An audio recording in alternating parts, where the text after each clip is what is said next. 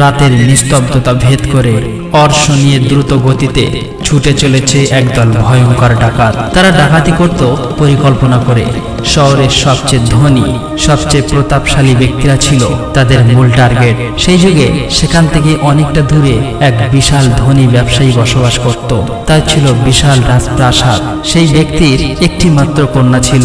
তার কন্যা ছিল যেমন রূপবতী তেমন গুণবতী এবং সৎ চরিত্রের অধিকারী। ওই রূপসী কন্যা প্রতিদিন আল্লাহর ইবাদত করত এবং কোরআন তেলাওয়াত করত।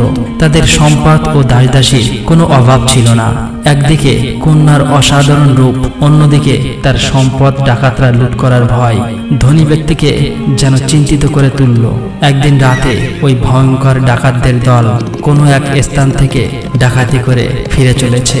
তাদের চোখে আগুন, হাতে তলোয়ার, মুখে কঠোরতা। কিন্তু তারা যাই লুট করত তা সরাসরি বাড়িতে নিয়ে যেত না। পাহাড়ের গহীনে এক গোপন গুহায়, অন্ধকার, নির্জন আর রহস্যে ভরা সেই স্থানে লুট করার জিনিসগুলো রেখে দিত।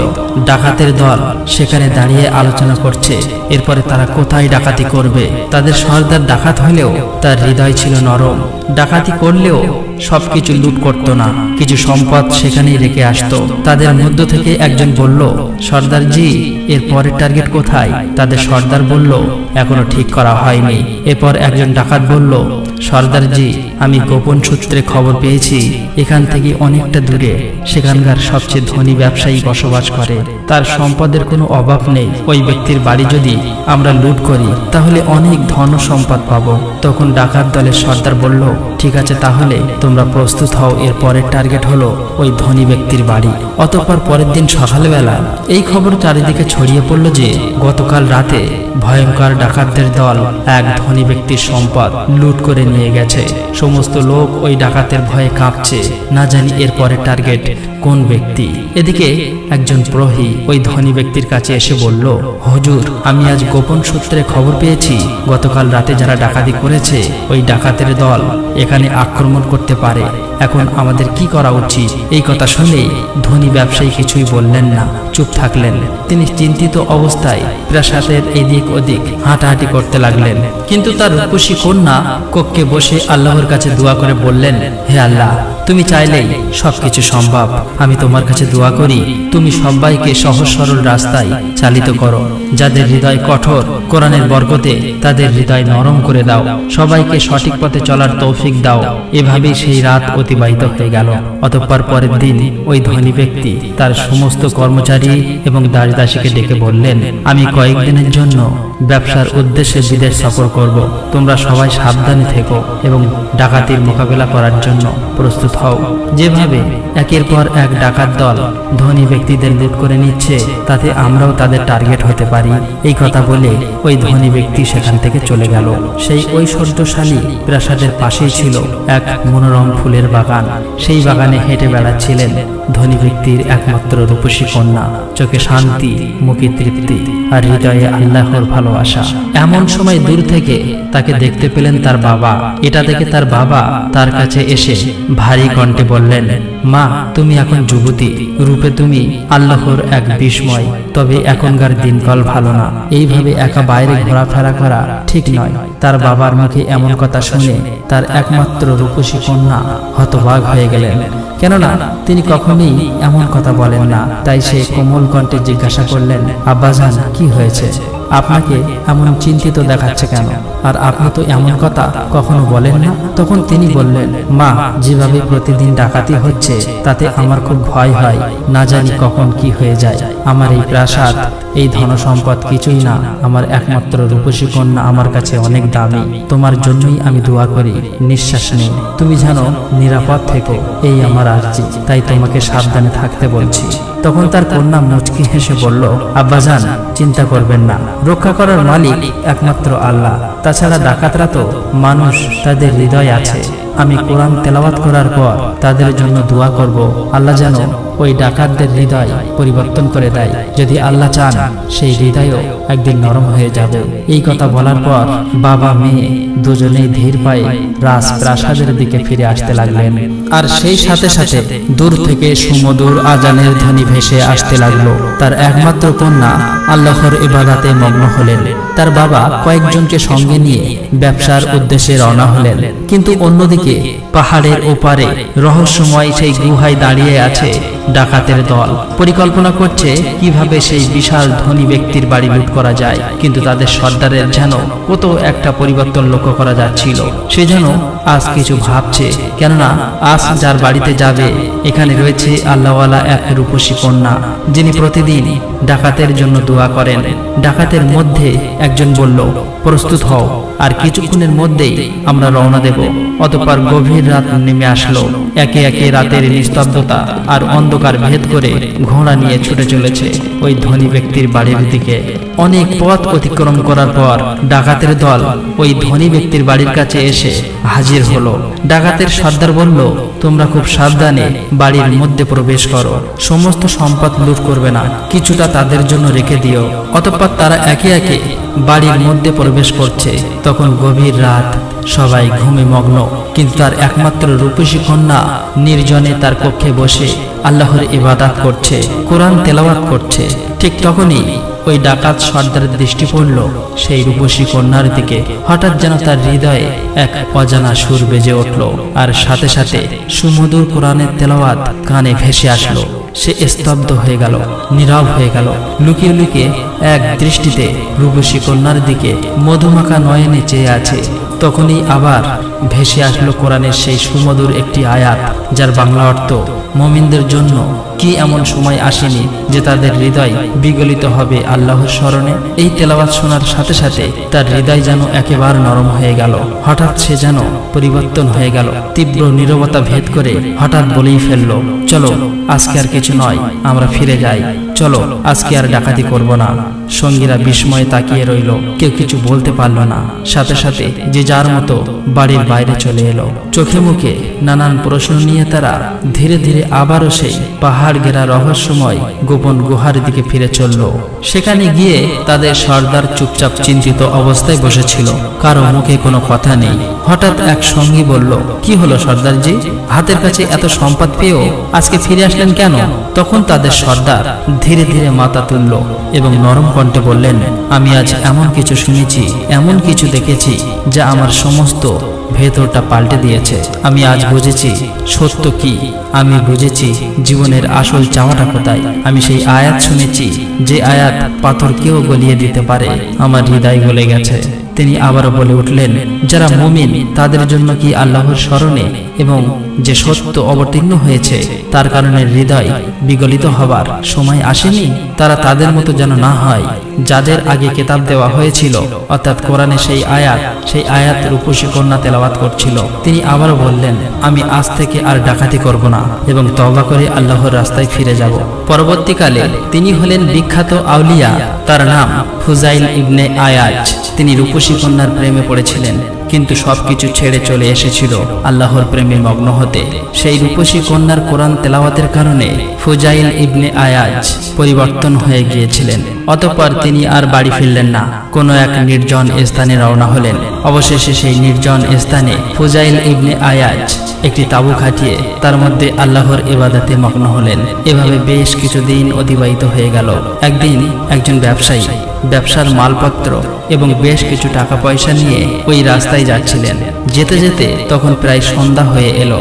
তখন ওই ব্যবসায়ী বলল, আমাদের আর সামনে যাওয়া উচিত হবে না, কেননা সেখানে ফুজাইল ডাকাত আছে, হয়তোবা সবকিছু লুট হয়ে যাবে, তাই আজ রাতে এখানেই আশ্রয় নেব। এই বলে সবাই তাঁবু খাটাতে শুরু করলো। কিন্তু তাদের মধ্য থেকে একজন ওই ব্যবসায়ীকে লক্ষ্য রাখার জন্য পিছু পিছু এগিয়ে আসতে লাগলো। ধনী ব্যবসায়ীটি একটু এগিয়ে দেখলো দূরে কোনো এক জায়গায় একটি তাঁবুর মধ্যে পিটপিট করে আলো জ্বলছে। তার মধ্যে বসে আছে এক আল্লাহওয়ালা বুজুর্গ দরবেশ। এটা দেখে ওই ব্যবসায়ী মনে মনে বলল, যাক ভালোই হয়েছে, এতক্ষণ পরে একজন আল্লাহওয়ালা ভালো মানুষের দেখা পেলাম। আমার কাছে অনেক টাকা পয়সা আছে, এইগুলো তার কাছে গচ্ছিত রাখবো, তার কাছে রেখে দিলে অন্তত সেগুলো তো রক্ষা পাবে। এই কথা বলার পরই ওই ব্যবসায়ী সেই তাঁবুর দিকে যেতে লাগলো। তাঁবুর কাছে গিয়ে সালাম দিয়ে বললেন, প্রিয় ভাই, আমি মুসাফির একজন ব্যবসায়ী, আমার কাছে কিছু মূল্যবান জিনিস আছে, আজ রাতের জন্য তোমার কাছে রাখতে এসেছি। তখন ফুজাইল ইবনে আয়াজ বলল, আপনার যেখানে ইচ্ছা তাঁবুর মধ্যে নিজ হাতে সেখানে রেখে দিন। তখন ওই ব্যবসায়ী নিজের কাছে থাকা সেই টাকাগুলো তার মধ্যে এক জায়গায় রেখে দিলেন এবং সেখান থেকে তাঁবুর দিকে যেতে লাগলো। আসলে ফুজাইল তখন ডাকাতি করত না, কিন্তু তার দলের কিছু কিছু লোক ডাকাতি করে কিছু মাল লুণ্ঠন করে সেখানে নিয়ে আসতো এবং সেইগুলো গরিব এতিম দুস্থদের মাঝে বিলিয়ে দিতেন। কিছুক্ষণ পর ওই ব্যবসায়ী তাদের তাঁবুর কাছে গিয়ে দেখলো তাঁবুর কাছে সমস্ত মাল ডাকাতি হয়ে গেছে। এটা দেখে তিনি খুবই চিন্তিত হয়ে পড়লেন।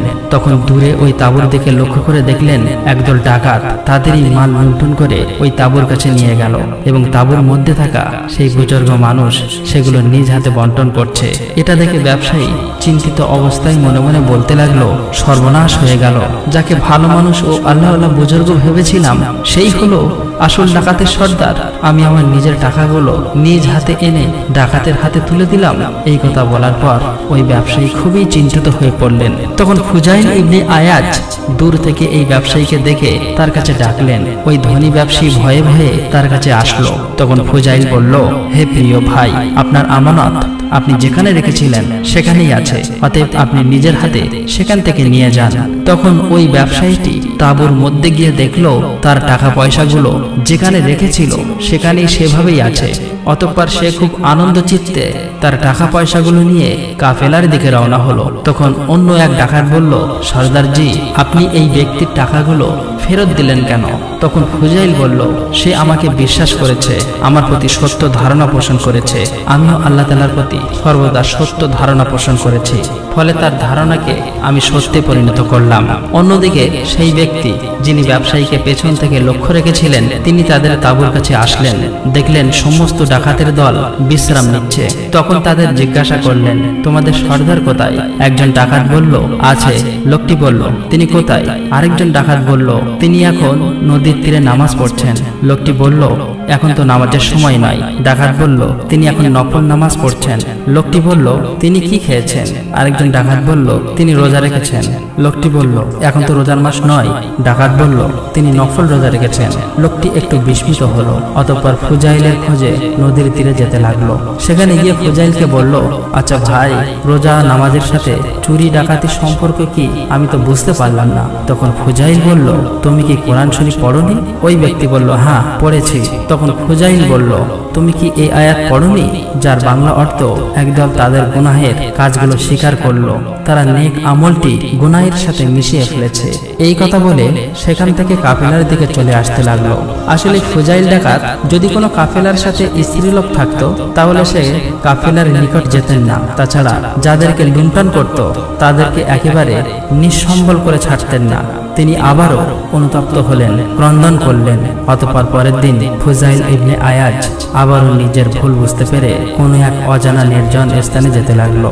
পথের মধ্যে কয়েকজন লোক দেখতে পেলেন। তারা একে অপরকে বলছে, রাতের বেলা এই পথে আর যাওয়া যাবে না, কেননা সেখানে ফুজাইল ডাকাত আছে।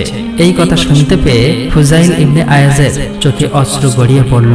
সে মনে মনে আল্লাহর কাছে দোয়া করে বলল, হে আল্লাহ, আমি এতটাই ভয়ঙ্কর যে আমার ভয়ে লোকগুলো পালিয়ে বেড়াচ্ছে। হে আল্লাহ, আমাকে ক্ষমা করে দাও। হে আল্লাহ, তুমি তো ক্ষমাশীল, রহমানের রহিম। তুমি আমার এই দোয়াকে কবুল করে নাও।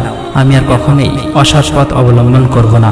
জীবনে যত মাল লুট করেছি আমি একে একে সবাইকে ফেরত দেব এবং সবার কাছে গিয়ে ক্ষমা চাইব। তারপর সেই লোকগুলোর কাছে গিয়ে বলল, হে আমার প্রিয় ভাইয়েরা, আমি সেই ফুজাইল ডাকাত, তোমাদের আর চিন্তা নেই, আমি তওবা করেছি। এতদিন লোক আমার ভয়ে পালাতো, আর আজ থেকে আমি লোকের ভয়ে পালাচ্ছি। অতএব তোমরা আমাকে ক্ষমা করে দাও। এভাবেই কাকুতি মিনতি করে পায়ে পড়ে ক্ষমা চাইতে লাগলো। অনেকে তাকে ক্ষমা করেও দিলেন। অতঃপর ফুজাইল ইবনে আয়াজ আর দেরি করলেন না। যাদের কাছ থেকে ডাকাতি করেছিল একে একে তাদের কাছে গিয়ে ক্ষমা চাইতে লাগলো। এই খবর চারিদিকে ছড়িয়ে পড়ল যে বিখ্যাত ডাকাত ফুজাইল ইবনে আয়াজ তওবা করেছে, সে আর কখনোই ডাকাতি করবে না। সকলেই একে অপরকে বলতে লাগলো, যাক, মন থেকে আমাদের ভয়ের দিন কেটে গিয়েছে। সকলেই দোয়া করতে লাগলো আল্লাহ যেন তার তওবা কবুল করেন। ফুজাইল একসময় এক ইহুদি ব্যক্তির বাড়িতে ডাকাতি করেছিল। সে কথা মনে পড়তেই সেই ইহুদি ব্যক্তির বাড়ির দিকে যেতে লাগলো। কিন্তু ইহুদি ইহুদি ব্যক্তিটি ছিল মুসলিম বিদ্বেষী। অতঃপর ইহুদি ব্যক্তির বাড়ির কাছে এসে বললেন, প্রিয় ভাই, একটু বাইরে আসতে পারবেন? এই আওয়াজ শোনা মাত্রই ইহুদি ব্যক্তিটি বাড়ির বাইরে এসে বললেন, আপনি কে? আপনাকে তো চিনতে পারলাম না। ফুজাইল তখন বলল, প্রিয় ভাই, আমি হলাম সবচেয়ে বড় ডাকাত দলের সর্দার। আমার নাম ফুজাইল। আমি আপনার বাড়িতে একসময় ডাকাতি করেছিলাম, তাই আপনার কাছে ক্ষমা চাইতে এসেছি। আমি তওবা করেছি, আল্লাহর পথে ফিরে এসেছি। এই কথা শুনে ইহুদি ব্যক্তিটি মনে মনে বললেন, এতদিন পরে হাতের কাছে পেয়েছি, এখন তাকে শিক্ষা দিতে হবে। এরপর এই ব্যক্তিটি বলল, আমি তোমাকে ক্ষমা করতে পারি, কিন্তু আমার একটা শর্ত আছে। তখন ফুজাইল ইবনে আয়াজ বলল, আমি ক্ষমা পাওয়ার জন্যই আপনার সমস্ত শর্তে রাজি আছি। তখন ইহুদি ব্যক্তিটি বলল, আমার একটা বিশাল বড় বালির টিলা রয়েছে, সেটাকে তোমার কেটে কেটে অন্য জায়গায় রেখে আসতে হবে, তাহলেই তোমাকে ক্ষমা করব। তখন ওই ইহুদি ব্যক্তিটি ফুজাইলকে নিয়ে সেই বালির টিলার কাছে নিয়ে আসলেন। ফুজাইল একা সেই বিশাল বড় বালির স্তূপ সরাতে শুরু করলো। তার উদ্দেশ্য একটাই, তার গুনাহের জন্য ক্ষমা চাওয়া। এভাবে মাথায় করে বালির স্তূপ সরাতে লাগলো। অক্লান্ত পরিশ্রম করেও বালির স্তূপ সরাতে পারছে না। দেহ থেকে ঘাম ঝরছে আর চোখ দিয়ে অশ্রু গড়িয়ে পড়ছে। সারা রাত এভাবেই পরিশ্রম করতে লাগলো। শেষ রাতে গিয়ে তিনি চোখের জল ঝরিয়ে আল্লাহর দরবারে দোয়া করে বললেন, হে আল্লাহ, আমি একসময় ডাকাত ছিলাম, কিন্তু আজ আমি হৃদয় থেকে তওবা করেছি। আল্লাহ গো, তুমি তো তোমার গুনাহগার বান্দাদের গুনাহ ক্ষমা করে দাও। আমি তোমার এক গুনাহগার বান্দা। হে আল্লাহ, তোমার রহমত থেকে তুমি তো কখনো তোমার বান্দাদের দূরে সরিয়ে দাও না। হে আল্লাহ, আমিও তোমার এক গুনাহগার বান্দা, আমার উপরে তোমার রহমত বর্ষণ করো, আমাকে ক্ষমা করে দাও, আমার দোয়া কবুল করে নাও। এই দোয়া করার সাথে সাথেই মহান আল্লাহ তাআলা তার দোয়া কবুল করে নিল এবং সঙ্গে সঙ্গেই সকাল হবার আগেই একটা বিশাল ঘূর্ণিঝড় এসে সেই বিশাল বালির স্তূপকে এক জায়গায় থেকে আরেক জায়গায় সরিয়ে দিল। সকাল হতেই ওই ইহুদি ব্যক্তি এসে দেখলো এত বড় বালির স্তূপ তার দেখানো স্থানে সরিয়ে দিয়েছে। এটা দেখে তিনি অবাক হয়ে গেলেন। তখন ফুজাইল ইবনে আয়াজ বলল, হে আমার প্রিয় ভাই, আপনি কি আমার এবার ক্ষমা করে দিয়েছেন? তারপর ওই ইহুদি ব্যক্তিটি আবারও বলল, ফুজাইল, আমি তোমাকে এখনো ক্ষমা করিনি, আমার আর একটা শর্ত আছে। ফুজাইল বলল, কি এমন শর্ত? তখন এই ইহুদি ব্যক্তিটি বলল, আমার ঘরের মধ্যে একটি পুটলি আছে, এই পুটলিতে সোনার টাকা আছে, সেটা যদি তুমি আমার হাতে তুলে দিতে পারো তাহলেই আমি তোমাকে ক্ষমা করে দেব। তখন ফুজাইল ওই ইহুদি ব্যক্তির ঘরের মধ্যে গিয়ে দেখলো ঘরের কোণে একটি ছোট্ট পুটলি আছে। বিসমিল্লাহির রহমানির রহিম বলে সেটা তুলে নিল। সেটা এনে আবারও ওই ইহুদি ব্যক্তির কাছে দিল। ইহুদি ব্যক্তিটি ওই পুটলি খুলে দেখলো তার ভিতরে অনেকগুলো সোনার কয়েন আছে। এটা দেখে ফুজাইল অনেকটা আশ্বস্ত হলেন, মনে মনে ভাবলেন তার ক্ষমা করে দিয়েছে। এই বলে সে বাড়ির পথে ফিরে আসতে লাগলো। এমন সময় ওই ইহুদি ব্যক্তিটি পিছন থেকে ডাকলো, হে ফুজাইল, দাঁড়াও। এই কথা শুনে সে থমকে দাঁড়ালো। ইহুদি ব্যক্তিটি বলল, তুমি আমার ঘরের মধ্যে এসো। অতঃপর ফুজাইলকে নিয়ে ইহুদি ব্যক্তি তার ঘরের মধ্যে প্রবেশ করলো এবং বলল, হে ফুজাইল, আমাকেও ইসলাম ধর্ম গ্রহণ করিয়ে দাও, তারপর তোমাকে ক্ষমা করে দেব। হে ফুজাইল, তুমি কি জানো তোমাকে কেন ক্ষমা করে দিলাম, কেন ইসলাম ধর্ম গ্রহণ করার কথা বললাম? ফুজাইল বলল, না, জানি না। তখন ওই ইহুদি ব্যক্তিটি বলল, শুনে রেখে দাও, এই পর্যন্ত আমি সঠিকভাবে জানতেই পারি নাই যে সত্য ধর্ম কোনটি, কিন্তু আজ পরিষ্কার হয়ে গেছে। আমি যে পুটলির কথা তোমাকে বলেছিলাম তাতে কিছুই ছিল না, শুধু মাটি ছিল, কিন্তু তোমার হাতের স্পর্শে সোনা হয়ে গেল। আমি তোমাকে পরীক্ষা করেছিলাম যে আপনার তওবা সত্যি কবুল হয়েছে কিনা, কারণ আমি তাওরাত কিতাবে পড়েছি যারা সত্যিকারের আল্লাহর পছন্দনীয় বান্দা হবে তাদের দোয়া কবুল হবে এবং হাতের স্পর্শে মাটিও সোনা হয়ে যাবে। অতএব তোমার দোয়া আল্লাহ রাব্বুল আলামিন কবুল করেছে, তুমি আল্লাহর পছন্দনীয় বান্দা হয়ে গেছো। সেই জন্যই আমি তোমার কাছে শেষ নবীর উম্মত হয়ে কলেমা পাঠ করেছি আর তোমাকে আমি ক্ষমা করে দিয়েছি। এই কথা শুনে ফুজাইলের চোখ অশ্রুতে ভরে গেল এবং আল্লাহর শুকরিয়া আদায় করল। অতঃপর ফুজাইল ইবনে আয়াজ বাড়ির দিকে রওনা হলেন। পথের মাঝে এসে ফুজাইল ইবনে আয়াজ একা একা দাঁড়িয়ে আকাশের দিকে তাকিয়ে বলল, হে আমার রব, তুমি যদি আমার মাফ না করো আমি তো শেষ হয়ে যাব। তুমি যদি চাও আমায় জাহান্নামে নিক্ষেপ করো, কিন্তু অন্তত আজ রাতে আমার কান্না শুনে নিঃশব্দে একবার মাফ করে দাও। সে এত কাঁদত, এত আহাজারি করত, রাতের বাতাস থেমে যেত, পাথর যেন ভিজে উঠত তার চোখের জলে। আশপাশের লোকেরা তার কান্না শুনে রাতের বেলা জেগে উঠত। লোকেরা বলতো, আমরা এমন কান্না আর দেখিনি, মনে হয় নিশ্চয়ই ফুজাইল কান্না করছে। ফুজাইলের কান্না ছিল সেই রকম। একবার এক লোক জিজ্ঞাসা করলো, হে ফুজাইল, আপনি তো আল্লাহর ওলি, আপনি এত ভয় পান কেন? ফুজাইল বললেন, আমি জাহান্নামের নাম শুনতেই কাঁপতে থাকি, কারণ আমি জানি আমি কি ছিলাম, ডাকাত, পাপী, গুনাহগার।